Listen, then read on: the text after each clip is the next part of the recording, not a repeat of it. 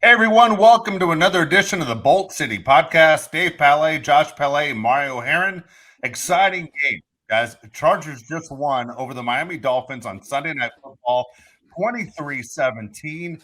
And I tell you what, I know all of us are a little bit surprised because we gave our predictions on what we thought was going to happen. But guys, I'm on cloud nine. I mean, I'm completely amazed of what just happened. And for me, this was the highlight of the year. Absolutely the highlight of the year. Chargers shorthanded on defense. No Derwin James. We said going into the game, if you don't have Derwin James, good luck stopping this high-powered Miami Dolphins defense. Not a problem at all. They were all flying around, stopped two in his tracks, and the Chargers look like one of the best teams in the NFL today. I was really watching this game the whole time. I was like waiting for it to collapse. I was like, it's going to collapse. I know it's going to collapse, but they pulled it out. We ripped on a lot, but Staley, that was your best defensive game plan all year. You shut down Tua. You shut down a lot of haters today. Picked up a lot of fans. Put yourself in a great spot for the future in the playoffs. Just couldn't be more proud. Bolt up. What a freaking day for the Los Angeles Chargers. Man, there's so many positives in the game, and we'll talk about it throughout the show. But I'm just going to go to an obvious one, and that's the fact that you had Mike Williams and Keenan Allen on the field from start to finish. I mean, that was big. It's something we talked about all year long. We talked about it before they even played their very first game.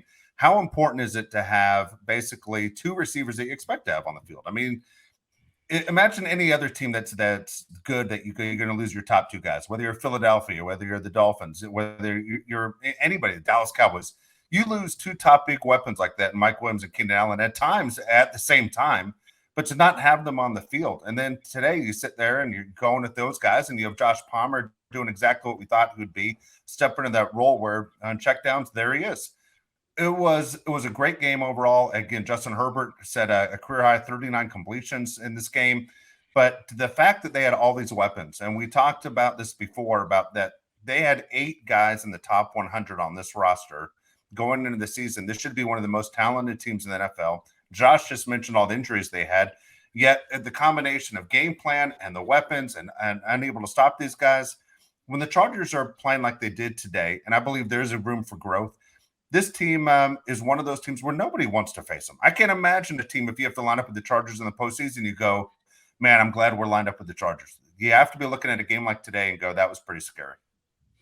You pick your poison with the Chargers when you have Mike Williams, Keenan Allen, Austin Eckler. Dude, who are you going to guard? They combined for 20 targets. They caught 18 of them, over 200 yards, 208 yards, a touchdown. I mean, it's ridiculous today with Mike Williams and Keenan Allen. I think Mike Williams, when he's on the field this season, he has been the most consistent he's been his entire career. When that ball is up in the air, you're like, Mike Williams is going to come down with this. You believe it every single time.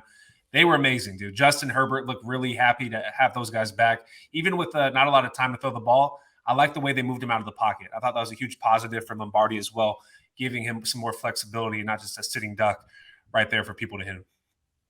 I got the excitement again, like I had before the year. Like, wow, this team's full of so many different possibilities, so many different outcomes. Like, I got that again because, like we said, Allen was there, Williams was there, Herbert had his third down guy. He had his, throw it downfield. He's somewhere down there guy, Mike Williams. He had his guys. He had his crew there. He had Joshua Palmer that, hey, when Allen and Williams need a break, I'm going to be open. I'm going to be able to make a play. It was so great to see this offense really come together.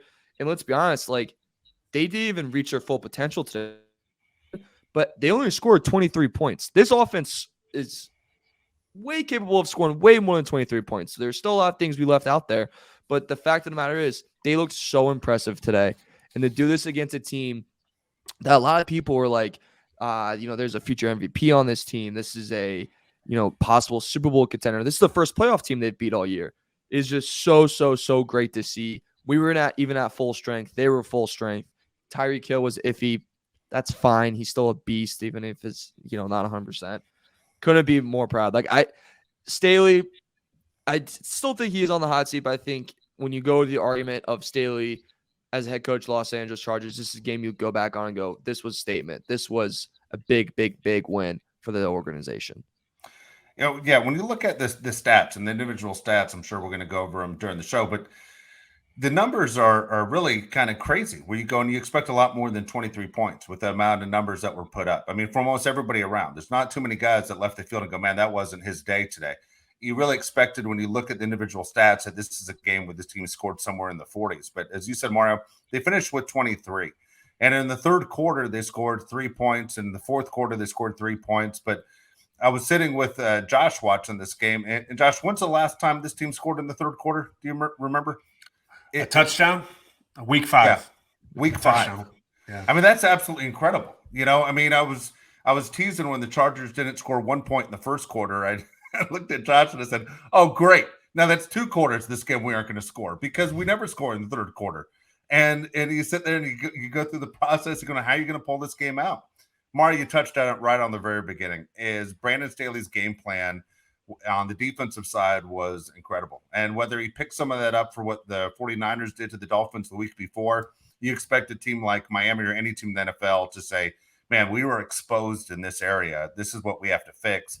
Well, man, when they went to the zone coverage and they're still able to put basically pressure on Tua, and he had no chance. Those numbers that he put up today look like when you call up a JV quarterback to play in his first varsity game. Like he was like, who is this guy? This is the MVP candidate. This is the guy with the completion percentages and the guy setting all these NFL records, and he's the hype in the NFL. It looked like he had not played an NFL game before, and that was because the Chargers put him in that situation. So Brandon Staley's coaching in this game was by far his best effort as a head coach with this team. Absolutely. The defense came out on fire. The Dolphins shocked all of us, I think, when they ran 3 straight passing plays to start the game. You're like, dude, have you guys seen our run defense? You might want to run the ball a couple of times. They ran the ball. I'm going to look up the stats right now. 4.8 yards per carry. They were running the ball when they wanted to. They just barely did it. They barely handled the ball off. 19 rushes the entire game. They tried to force feed Tua this game. I'm not saying Tua played well by any standards, but they were trying to have him throw the ball into places that weren't open all game. He was the opposite of Justin Herbert tonight, trying to get the ball to Jalen Waddle and Tyreek Hill. He wasn't taking what the defense was giving him. Justin Herbert on the other side was reading the field like a book. I mean, he looked like the game was in slow motion. His throw to Keenan Allen, they showed it a million times on the replay. We got to talk about it. That throw to Keenan Allen, where the guy is right on him on the out route, was maybe the best throw I've ever seen Justin Herbert make. You couldn't have placed the ball into a better spot. That just shows you the kind of arm talent Justin Herbert has. And when we have Keenan Allen and Mike Williams, like you said, nobody wants to play us because we have a quarterback that can get them the ball in any type of situation. It felt like Tua came in the game going, no matter what, I'm going to chuck it downfield. Like that was just a game plan. Like no matter what, chuck it downfield. Yep. Somehow Waddle and Hill are going to make it play. I don't care what coverage they're in. That just seemed like the game plan. Michael Davis, Pro Bowl after this game. I don't care if he, gets scored on every single play for the rest of the year. How physical he was throughout the whole game at the line of scrimmage with Hill and Waddle affected him the whole game.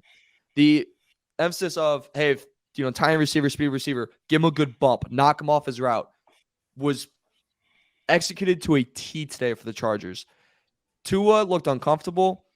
He looked like he was kind of just pre-reading the defense and not reading the defense. He looked like he went up to the line of scrimmage and goes, okay, I already know where I'm going. This is what's going to happen. And Chargers were like, okay, we know you're going to do that. That was great. I felt like Herbert was literally just making reads in real time. I think, I honestly do hate the Tua versus Herbert comparison because the story of Tua is fantastic. And I think Tua is still a fantastic player. I just think he had a tough night tonight. But the way Herbert looked tonight, all you people, I'm not going to say the name, but the social media quarterback can really shove it up there after today with how good Herbert played. And also, too, I think it goes to show Mike Williams, Keenan Allen have only played one full game together this year. Not a lot of film on the Chargers. When they're fully healthy, not a lot of film on how to stop them. There's plenty of film on how to stop the Dolphins. Came to affect this game. I hope that's a theme that keeps going for the Chargers in the future. Real quick, I want to go back to a couple things you guys just said. Josh, first of all, you touched on the pass to Keenan Allen. And if you're listening to the Bolt City podcast right now and you didn't see the game, you had to work, whatever, you missed it, but you're listening to what we saw in the game, you gotta look it up. You just gotta type in. If you try and type in, to guarantee you, Justin Herbert pass to Keenan Allen, it's going to show up first. When it happened, I turned to Josh and I said, oh my God, I could have watched that 5 more times. Like, I got to see how all this broke down, because you literally, if it was in slow motion, you couldn't have walked up and put the ball into Keenan Allen's hands any better than where it was. The look on the defensive back's face on Miami when he was like, my hand is right here. How did the ball end up in Keenan Allen's hands? It was a rocket pass. It was right on the money. It was sportsmanship and teammates at their best. Not only was it fantastic and something you can look at and go, I'm never going to forget where that pass was. If you follow the Chargers and are a fan of Keenan Allen or Justin Herbert, you're going to remember that. Guaranteed, Keenan Allen would tell you right now in that locker room, that was the best pass ever thrown to me anywhere I've ever played in my career. And I've been playing for a long time. And I played with Phillip Rivers. It was absolutely amazing. It was, I can't get over it. It was that good. I've seen it already 10 times, and I'll watch another 10 more times before I go to sleep. It was great. And I love the pointing back and forth at each other. It showed chemistry. It showed, hey, they cared about each other as teammates. You know how it works, guys. When you start losing or underachieving, guys start pointing fingers at each other on who's to blame. And we talked about Keenan Allen on this show and saying, what is Keenan's deal? Is Keenan all in on this team, or is Keenan looking for something else? Because we saw his tweets, and when he wasn't healthy and wasn't ready to go, it seemed like Keenan was pointing the fingers at a lot of guys. It seemed like Keenan was all in. Mike Williams was all in. For Justin Herbert playing against the Dolphins, one of you guys said the first time they beat in a playoff game, I think it was you, Mario, all year. Mm-hmm. I bet you for Justin Herbert, with those weapons that he had at the same time on the field, had to think this game was one of the easier games, because it's still the NFL. Even though you're going against teams that might not be playoff teams, if you don't have your weapons and guys aren't getting open, it's tough. But now you go, man, this was one of the easiest games I was able to play because my guys were at full strength. I can't wait for next week. If I'm Justin Herbert, that's what I'm thinking. Bring on the Titans. I can't wait for next week. I think everybody wants to play the Titans right now. Titans look like one of the worst teams in the NFL. We're catching them at a really good time. Keenan Allen's the captain of the team. Justin Herbert is the quarterback. We love him to death. Derwin James is a great player, captain of the defense. Keenan Allen, if I had to pick one captain for the Chargers as a team, it's him. I feel like whenever he's on the field, he makes such a huge difference, not only for Justin Herbert, but for like the morale of the entire team. He gives us a new confidence. We have 2 number 1 receivers. I don't know how many teams in the NFL could say they have a legit number 1 receiver on both sides of the field. Chargers have that. I'm really excited to see them stay healthy, because I believe if they stay healthy, the Chargers are going to make the playoffs. If they play half as good as they played today on defense and continue to build on offense, the Chargers are the team that nobody wants to play. San Francisco 49ers, I believe, are the best team in the NFL. But honest to God, not biased, I will take the Chargers with the Chiefs when we have Mike Williams and Keenan Allen. That's how good I think the Chargers are when we're at full strength with our receivers. Yeah, I think the promising thing about the Chargers is, and I've mentioned this a little bit earlier, is I really do think they only scratch the surface of like what they can do. There's so many times we left points on the board. There's so many times we settled for field goals. There's that fourth and goal when we're on there too that we didn't score. There's so many times where we could have scored. Let's be honest, they should score up into the 40s in this game. Like there was 2 to 3 touchdowns we left on the board, and when I look at that, I go, okay, this team's only scratching literally this bare minimum of surface of what they can do when they're 100%, when they're fully going, when they're really, really up, going 110%. When they are, I wouldn't want to play them. I don't know a lot of teams I would want to play them. I don't know a lot of defenses that are going to know how to prepare to play them. And we mentioned the Niners. I don't think the Niners would want to play this team again like they did, a couple weeks ago. That's NFC, but still, like this is a team that they're only going to get better because they're only going to get healthier throughout the year, and they're only going to get more experience with each other, more exposure with each other. I'm super, super excited for it. And you look at the Titans, we're looking ahead a little bit, but they've dropped a couple games in a row. They don't really look like the Titans. Yeah, 3 games in a row. They don't look like the Titans team that everyone thinks they are. They're like this underdog team that people kept betting on the past couple of weeks. And, Vegas is laughing in our faces going, thank you for making us more money. Here's a new casino that we're about to build. It is the most perfect time in the world for the Chargers to play the Titans, and it is the worst time for the Titans to play the Chargers. We're in a good spot. I have a lot of confidence right now in the Los Angeles Chargers. I'm super pumped about it, and God freaking bless Mike Williams. Kiss that man. Freaking love you, Mike. So here you go. I'm going to call this right now, guys. There are 4 games remaining. I'm telling you right now, the Chargers are going into the playoffs with a 5-game winning streak. Okay? I'm looking at this now where I was freaked out before, and I was telling you, I didn't think they were going to beat the Dolphins. I don't think any of us picked them to beat the Dolphins. But I expect them to knock off the Titans next week. Then they go to play the Colts. Then they take on the Rams, and then they finish with the Broncos. This is doable. They can win 5 games in a row.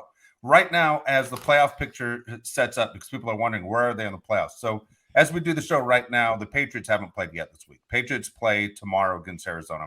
If the Patriots win, they get this. They're ahead, I should say, in the 7th seed. Okay, but as of right now, tonight as we do the show, right after the Chargers knocked off the Dolphins, the number 1 seed right now in the AFC is the Bills.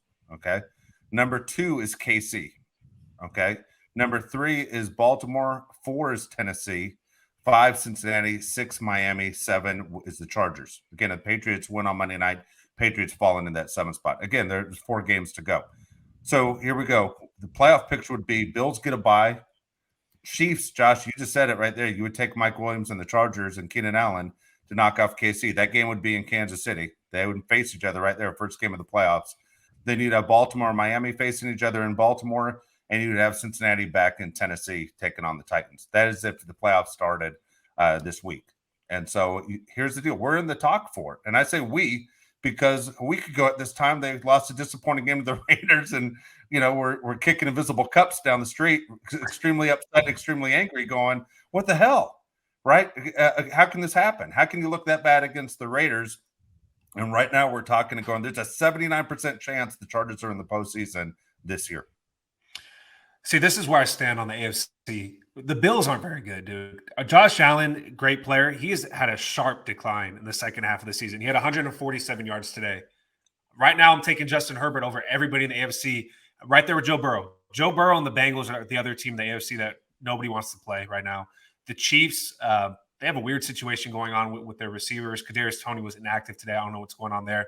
But the Chiefs don't want to play the Chargers. You can't tell me Travis Kelce and Derwin James Part 3 isn't what everybody wants to watch. I would love to see that matchup, especially in Arrowhead. I wish we could go to that game if we ever get a playoff pass, honestly. So, guys. But yeah, I really want to see that matchup. Nobody wants to play the Chargers, like I said, but the AFC is pretty wide open. It's been wide open all season. The Titans aren't a good team. The Ravens, God knows what's going on over there. They lost another quarterback today. Lamar Jackson's still hurt. So I would really like the Chargers matchup against every team. The Bengals are the only team right now that might be the hottest. They might be the hottest team in the NFL. The Bengals might be the hottest team in the NFL, but I love the Chargers where they sit with these 4 games left.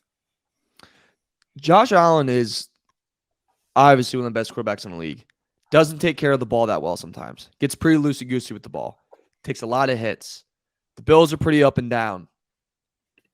I'm not saying, I'm not scared, that I'd walk up to him and spit on him. I'm not going to say that. Still would not, want to play him.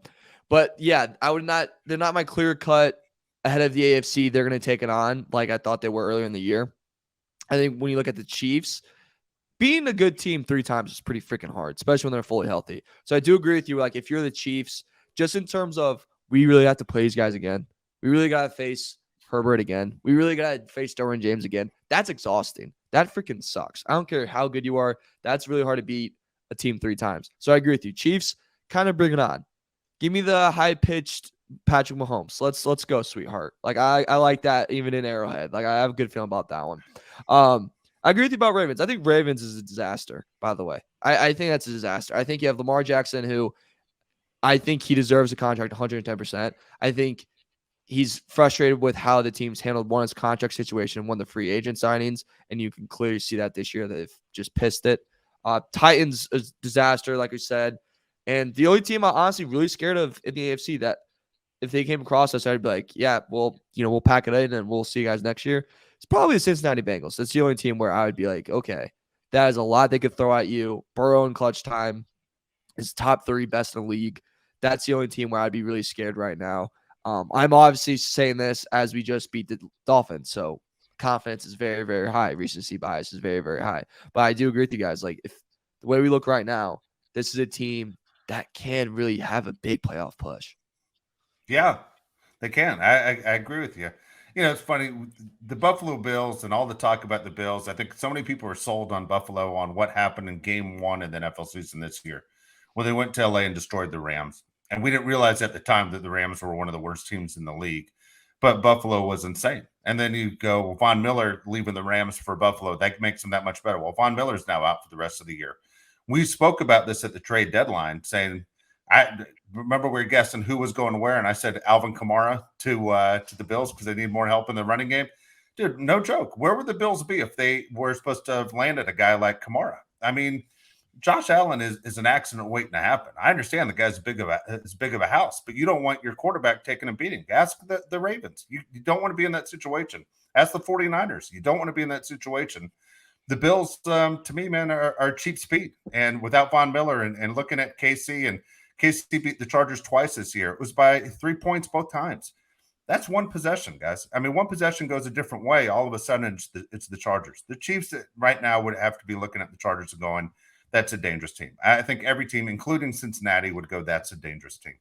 So I like where they stand. I like the way the schedule plays out. I didn't like the way the schedule played out when we first looked at it because I thought the Titans would be better than what they are. I thought the Colts were going to be one of the better teams in the NFL this year. I thought the Rams were going to be one of the better teams in the NFL, and I thought the Broncos were going to be one of the better teams in the NFL. Guess what? None of them are impressive. So you sit there and you say, I like the chances of this team possibly getting 11 wins and finishing the season out with 11 wins. Who would have thought that was going to happen? 6-6 going into this game, all of a sudden, this team has a better record than Tom Brady and the Buccaneers. You know, they're moving in the right direction. I think if you're a Charger fan, you have to be extremely optimistic of what's happening. Obviously, your chances of winning the division are out, but who cares? You want to get in the postseason where anything can happen. And unless you're the number one seed, doesn't matter. I mean, here's the deal. This team, it doesn't have an amazing home field advantage anyway. It's not like the Chargers are the Chiefs. The Chargers are, let's say, the Buffalo Bills. They can go on the road and win these games. Absolutely. The Chargers, if you would have told me that their first win against a team with a winning record would be week 14, but they're going to make the playoffs, say you're crazy, right? There's no way that's actually like mathematically possible, but here we are. The only thing that concerns me about the Chargers going forward, let's say we stay healthy, is our red zone offense, specifically within 10 yards, is wicked bad. If I was from Boston, wicked bad. It is so terrible. I have no idea what the hell happens when we get within 10 yards. It's like we forget, like Mario said it in our group message, like we forget what sport we're playing. Okay, here's another thing that drives me crazy. I'm just ranting now. Why are we going to DeAndre Carter every time we need a first down? Like third down or fourth down? I blame Mario. Two games. Yeah, blame Mario too. I blame Mario. Mario talked to DeAndre Carter so much, I think Staley heard it. He heard it. Mario. Yeah, three or four times the last two games. 3 or 4 times the last 2 games you've gone to DeAndre Carter. Hasn't worked out one time. I'm pretty sure we got Austin Eckler, Josh Palmer, Mike Williams, Keenan Allen, other good guys that can get just throw to the shortest guy on the team over and over again. Is Michael Bandy not available? What's going on? That's your boy. But yeah, they took a shot today with Mike Williams up top, and it worked out. They also took a shot to Mike Williams up top, cover 0. He made that crazy catch on Xavier Howard. Those are the little things that are going to make the difference when it matters. Guys that can go up and get the ball. We have that with Mike Williams. Why not utilize it? Yeah, I completely agree. My DeAndre Carter fandom has got a little out of hand. I did the retweet for the Pro Bowl vote. Like, I'm not gonna lie, it's got a little out of hand. But no, I agree with you, man. Like that play right there, I was like, Lombardi, buddy, come on, you were so close. Like I was so close to praising you, and then just like that decision, it's like, come on. And was it like the Dolphins are a good red zone defense either? Like they're like, I believe they're 26th in the league in red zone defense. So it's not like a crazy red zone defense that we're facing where as soon as you get inside the 10, it's a brick wall. No, like there was not the best D, you could expose them a lot and we didn't do it. I think that's a lot of just getting used to the personnel that we have now. You mentioned the cover 0 thing. What a big difference in handling cover 0 from last week to this week. I mean, holy hell, when Raiders were in cover 0 on us and brought the house, it was like we never seen it before. And then we just graduated high school and got a diploma this week. And we actually had something to combat it. We had screen passes. We had quick passes. We took advantage of one-on-one situations. That was the biggest improvement, I think, from last week to this week is just the adjustments at the line and be able to handle the pressure. And just, dude, the pocket movement from Herbert today, that's sexy. That is sexy, dude. That is unbelievable. Like that was amazing. But I agree with you. The red zone, we got to figure that out.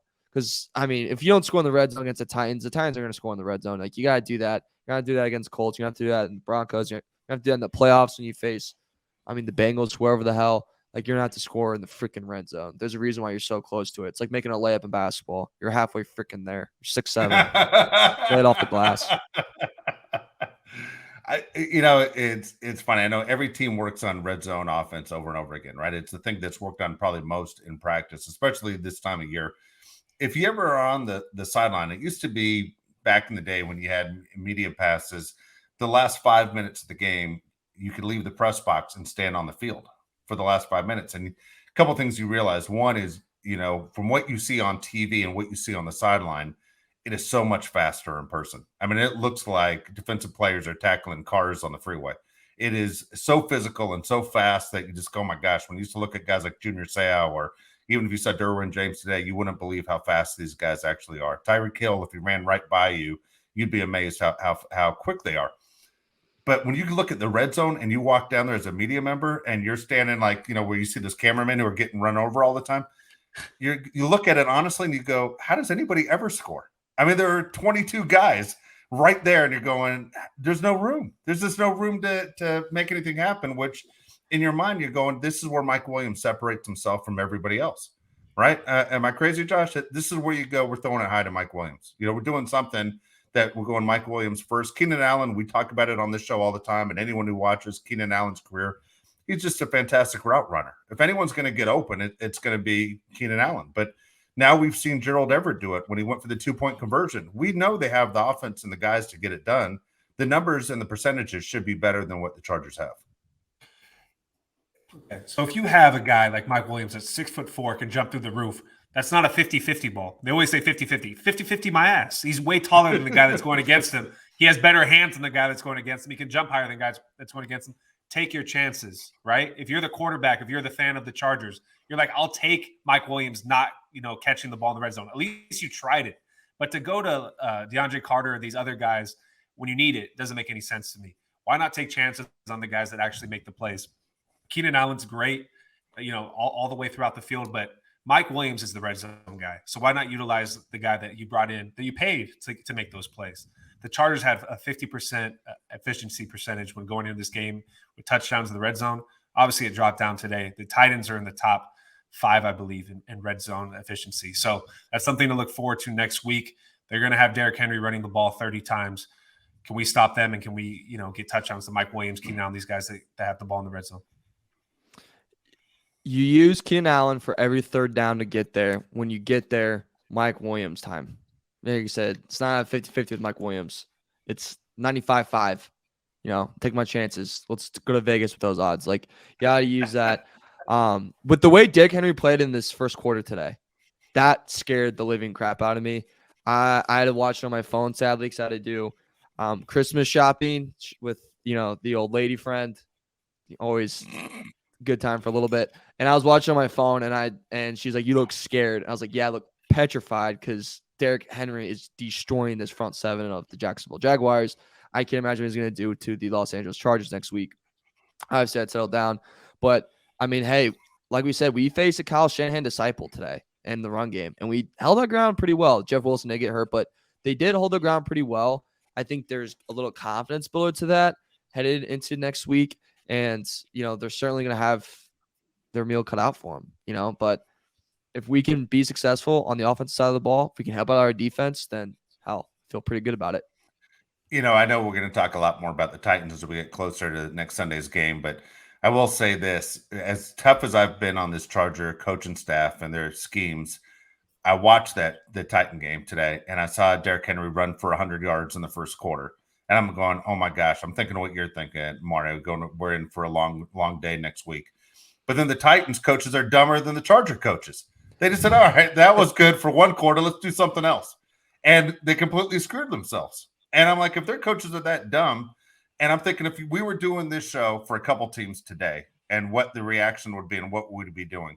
If we were doing the Titans postgame show from today, we would have been freaking out. If we were doing the postgame show for the Dolphins right now, we'd be freaking out, right? There are certain teams, even if you're the Chiefs and you won against the Broncos, who are one of the worst teams in football, yet Mahomes threw for 3 interceptions and they almost lost that game, we'd be freaking out.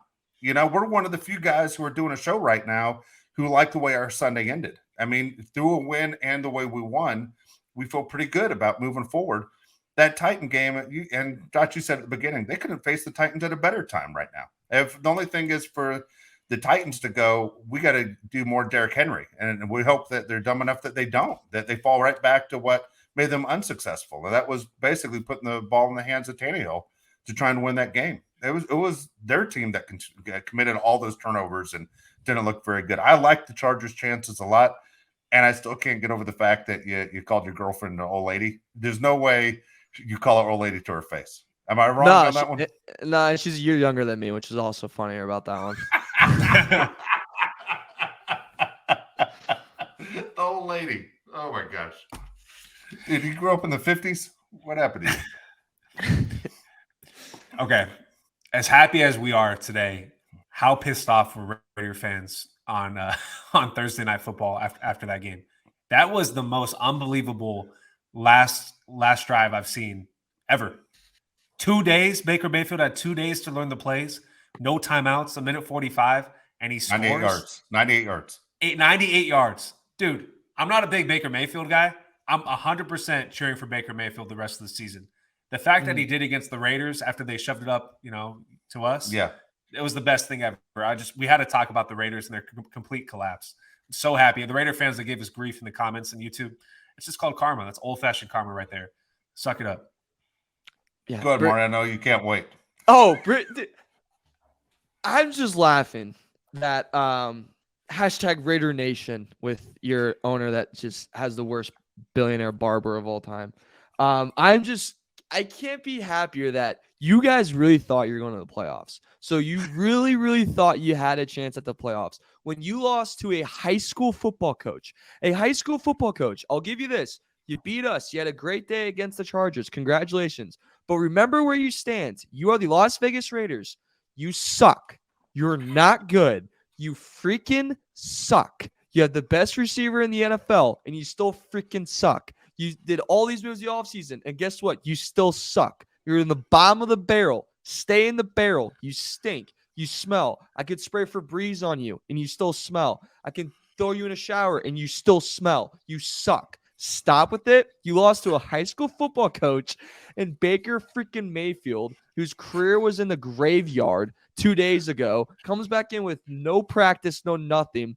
Probably wasn't even given a playbook, was given Madden and said, hey, we're going to run these plays, play this a little bit on the Xbox. Come in here. I'm Sean McVay. I can figure something out. This defense sucks so badly that I bet we'll be able to figure out some type of 2-minute drive with no timeouts to beat them because they suck. Raider Nation, you suck. Have fun not going to the playoffs. You suck. And guess what? You can't fire your coach because your owner's dumb as all get out. Almost cuss right there, but hashtag clean show.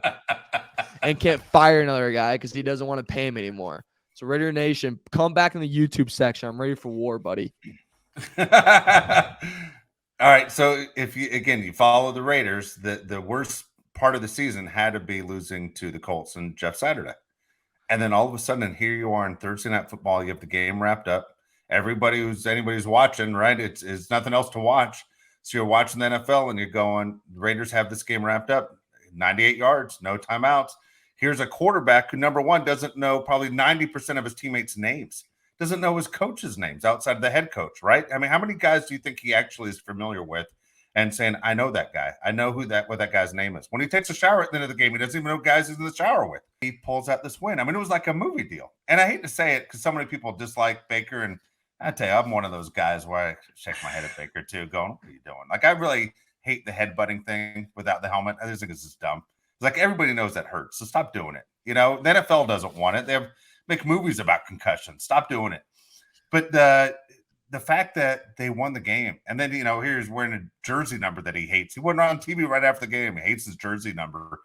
Everything was so nuts that you found yourself rooting for a guy maybe you never rooted for. I didn't root for him when he was in Oklahoma. I didn't like him anywhere. I didn't like the fact he had all these TV commercials and hadn't won games. And yet here he is, did an amazing storyline, and he ruined the Raiders season. Like, he ended the Raiders playoff chances right there. The Raiders, all they kept talking about the whole game, Raiders are going to the postseason.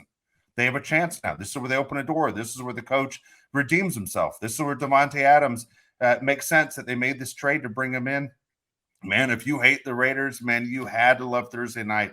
It had to feel, maybe I'm crazy. If you're a Charger fan, that Thursday night loss to the Raiders might have felt better than tonight's win against the Dolphins. That's how much I think people who hate the Raiders enjoyed what happened Thursday night. Dude, if you're on the Chargers, you're watching that game, you got to feel a little bit energized seeing the Raiders drop it like that. You got to that made a little bit of a difference today. Like, dude, the Raiders, God, good God, dude, we got some hope. We got some hope. Lamar Jackson, I'm calling it right now, is going to be a Raider next season. I think there's no chance he goes back to the Ravens. He hates the Ravens. Do you think they franchise tag him? That's the only way you can understand. They could. Why would you franchise tag somebody that hates you? Like, why? What's the point? He doesn't want to be there. It's the NFL. You see it happen, though. I don't know. Not Okay. Let me throw this at you real quick, and I just threw you off topic. Both you guys. Tom Brady came out today and said that he hasn't decided what team he's playing for next year. If you're the Raiders or even the Titans, would you take a chance on Tom Brady? Would you take him over what they have? Derek Carr, Ryan Tannehill? Yes, 100%. What about you, Mario? So this is where like I'm so alone. I would probably want to stay away from Brady. I'd stay. You think it's over? Like Peyton Manning over? Like all of a sudden he's just lost it? I just think he's lost it, and you don't want to be on the other side of that. Like you just really don't, and then you waste a year. Like I think if you're in the Titan situations, you gotta go find a younger quarterback. I think you go harder for a guy like Lamar Jackson. I think Brady, you let Tampa Bay have that, or you let him go back to New England. Like I would just be like, you know what, you're pretty old. You know, you're getting older. You've gone through a lot. Just in your life, you've gone through a lot. Like I don't want any of that. I'm all set. Stay away. That I'm alone in that. I know I'm so alone. I'll be on the island by myself. But I don't think it's crazy. I don't either. I mean, we all know these quarterbacks, when it's over, it's like over super fast. I mean, we've seen it, right? I mean, Peyton Manning, a few years before he retired, threw 55 touchdowns? Everyone's like, what the hell's going on to Peyton Manning? Tom Brady last year, didn't he lead the NFL in touchdown passes and yards? Mm-hmm. And then this year, he looks absolutely terrible. So you go overall, Tom Brady's going to be 46. I mean, in reality, who does sign a 46-year-old quarterback? What are you, insane? You know, but it's like it's the greatest of all time. Do you go ahead and you sign the greatest of all time? Also, remember this: who's the head coach in Las Vegas, and who was the guy that made Tom Brady look good all those years in New England? Same guy. Yeah. Would the Raiders do it? And where he's from is not far from Vegas. If you're the Raiders, this is why you sign Tom Brady. If you don't get Lamar Jackson, you can draft a good quarterback. There's so many good quarterbacks in this draft, probably the deepest I can remember with all these quarterbacks. You let this guy learn for a year. I think it's been proven time and time again. It's better when you let these quarterbacks sit, learn the playbook, and just kind of relax. You don't throw them into the fire. So if you have Tom Brady there, your ticket sales are going to go through the roof. You know, jersey sales are going to go through the roof. It's good for your franchise. Everybody loves Tom Brady besides, a few people. Giselle. But I do it. I think with Derek Carr and Ryan Tannehill, you're going nowhere fast. Like that's a fact. Ryan Tannehill, if anybody watched that game today, holy crap. Derek Carr against the Rams handed them the game. You don't want those guys going forward. Do Raiders have their first pick from Devontae Adams trade?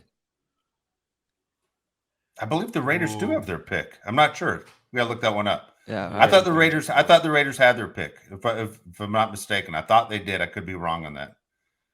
Josh, if they do, the Raiders are in line to get one of the good quarterbacks. I mean, it depends how bad they sink at the end of the year. At the same time, I can't imagine. The old saying in the NFL is this: players don't throw games. Management throws games. Yeah. And again, if you're the head coach, you don't want to lose. If you're a player, you don't want to play bad because you're making film, you're making tape for other teams to decide if you're an NFL player that fits on their roster.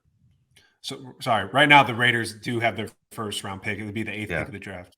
You're going to get a really good quarterback in the 8th pick. Yeah. And here's the thing, too. You got a seller at 1 or 2 based on the end of the year. Every report's saying that the Bears are going to sell that pick. So you have the possibility of moving up that you can.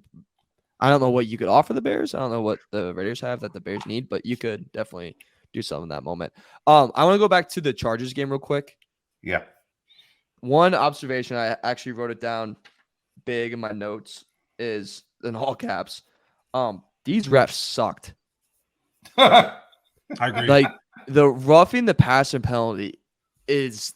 I mean, we talked about this earlier in the year. Yeah, but that's not even their fault so much. It's kind of the rule is dumb. The rule is dumb. Yeah, the rule's dumb. But like that, and then they missed some holdings. They missed one on Palmer, even ones on us. Like, just the refs are inconsistent for me. Yeah. If this game went the other way, I'm not gonna lie. If this game went the other way, I'd probably would have spit a 5-minute rant about how much I hate the guys in black and white on the field. But yeah, I was curious for your guys' thoughts on the refs' performance. You want to go, Josh? And I already had. I know what went you're on a going to rant. say. We talked about it. We I talked went on about a it rant today. today. Yeah. Yeah, go ahead. Say what you're going to say. Okay, so here's my complaint about the NFL, and this really might be my only major complaint about the NFL. I'm all for protecting the quarterback. I got it. All right. If a quarterback goes down, that's the end for that franchise. We've talked about this before.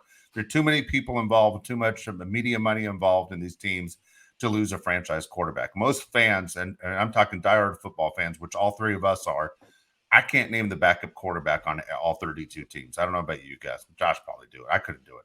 So the thing is, you don't buy tickets and jerseys for the backup quarterback unless you're related to him, right? You just don't. It's always the star. That's the face of the franchise. I understand the rule. I can't stand it. Here's my issue with the NFL. Every other sport, this is what these guys do for a living. The referees in the NBA. Guess what? What people ask you at a party? What do you do? I'm an NBA referee. What do you do? I'm a major league umpire. In the NFL, what do you do? Oh, I work in a bank Monday through Friday, but I referee NFL games on Sunday and sometimes Monday night. Yeah. And what about you? Oh, well, I'm a lawyer Monday through Friday, but I also referee NFL games on Sunday, sometimes Monday night. And that's the way it is. People, I don't think, realize this. NFL referees are not full-time NFL referees. All these guys have other jobs. This is the sport makes the most amount of money. And now you're asking for some guy, 63 years old, out of shape, to keep up with Tyreek Hill as he runs down the sideline after picking up a ball on a fumble, 57 yards. Are you out of your mind? It doesn't make any goddamn sense. And it's so frustrating to go, there's so much money involved in these games. And that's not even including what Mario's betting every single week. There's a lot of money that's involved in these games to sit there and put it in the hands of these old guys that don't do this full time. It's ridiculous. And the NFL really should have this figured out. If I was Roger Goodell, this is one of the things I'd push to the owners. Go, we got to change this up a little bit. We got to hire full-time NFL referees, and here's are the guys' jobs.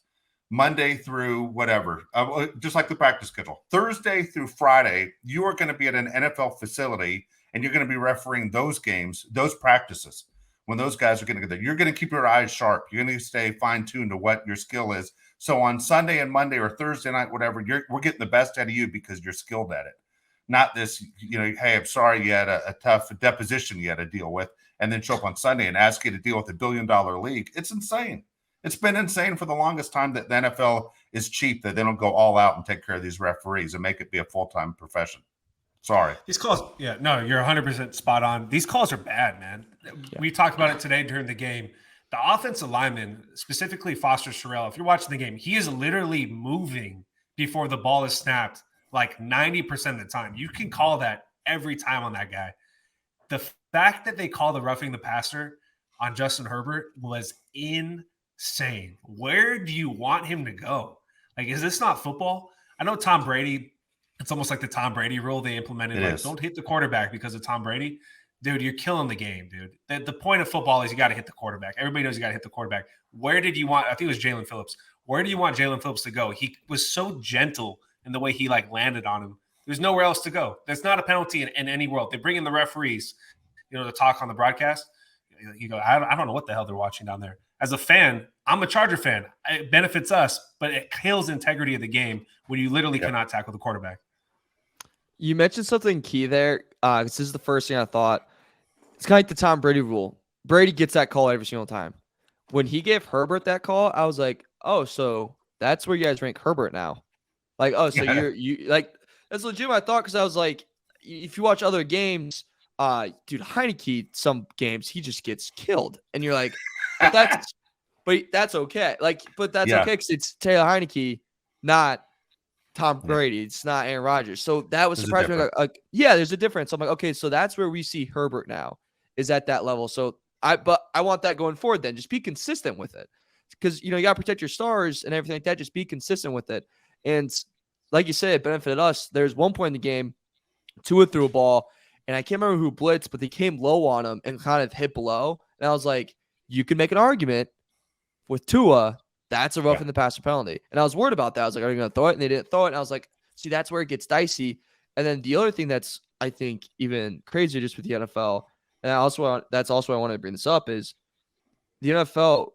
We've mentioned this before. QB's got to run now. Like, you got to have some type of legs. So how in the pocket, I got to get you a pillow to lay you down. You go in the A gap, I'm lighting you up like a Christmas tree. Whereas like that's just, to me, I'm like, that's just so confusing if I'm a defender. It's like, okay, pocket, get the blanket, get the, ocean sounds, put them to sleep. But like, outside. Yeah. So like, I think that's just like, it's so just, I'm like, dude, just be consistent with it. And I understand protect your stars, 100% you have to. When hearing the stories of Peyton Manning couldn't even take his pads off when he's older, that's sad. I don't want this for these guys, that's what they signed up for. But you got to do it in a more consistent, accurate way. Yeah, the rule is written if you leave the pocket, you become basically a running back. You can light up the quarterback. But then it's always that, did he go into the slide deal? Like, I always look at that and going, dude, they're both running full speed. What if he's already basically full momentum here and all of a sudden the feet go first? It's too tight, man. It's just too tight of a deal. I almost wish they took the slide out. Just like it puts the defensive team in such a bad spot. And I understand offense first and points and everything else and taking care of the quarterback. But Josh, you said it, Jalen Phillips couldn't have been more gentle on a sack. I mean, even had his hands out that touched the ground. And I don't know about you guys. Again, we're all rooting for the Chargers here. But when they show that picture of Jalen Phillips being a Charger fan his whole life and him at the Charger games, you're like, oh, well, I kind of root for this guy a little bit now. He has all the family in the crowd. And then he gets a major penalty that turns into points for the Chargers. And guess what? That was the difference of the game. I mean, you could go right to that penalty and go, that was the difference in why the Chargers won and why the Dolphins lost. Yeah, Jerry Tillery's like, what are you doing, man? Yeah.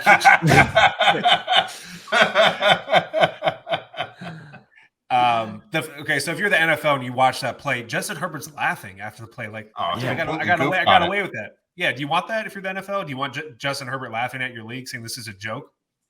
If you watch the Ravens game, if Minkah Fitzpatrick hit Tom Brady like he hit Huntley today, dude, he'd be in prison right now.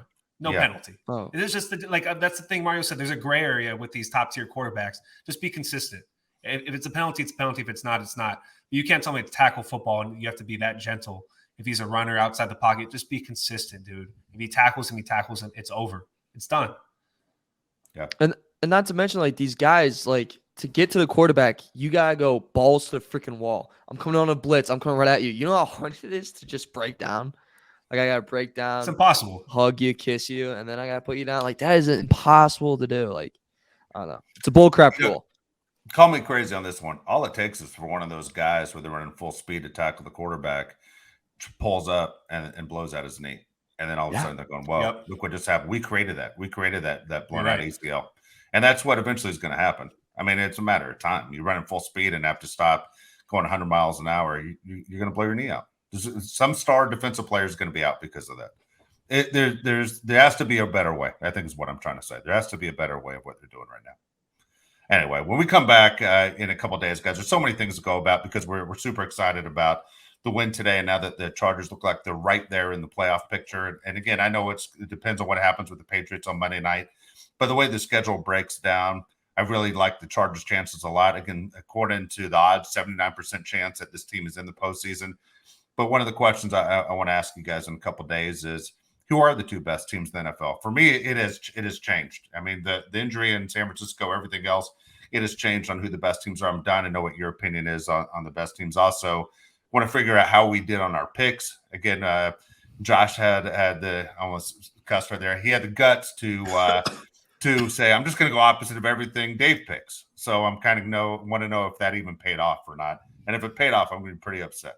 We'll figure out how we all did in a couple days. But again, Chargers win tonight. I'm super excited about that. 23-17 over the Dolphins. The team has a winning record and good things headed their way for the Bolts as they get ready to take on the Titans at home next Sunday. So for Josh Palais, Mario Heron, I'm Dave Palais. Thanks again for listening to the Bolt City podcast, courtesy of Odyssey.